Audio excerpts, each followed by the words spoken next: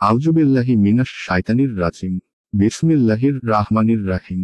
সূরা আল Mursalat. আয়াত 20। আমি কি তোমাদেরকে তুচ্ছ পানি হতে সৃষ্টি করিনি? আয়াতের তাফসীর। আমি কি তোমাদেরকে তুচ্ছ পানি হতে সৃষ্টি করিনি?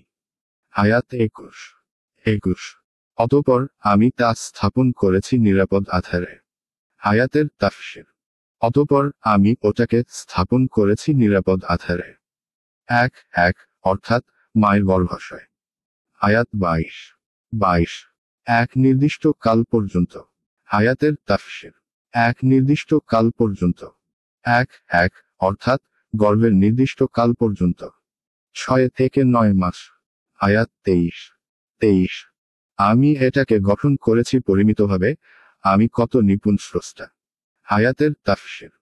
আমি একে গঠন করেছি পরিমিতভাবে। আমি কত সুনিপুণ স্রষ্টা।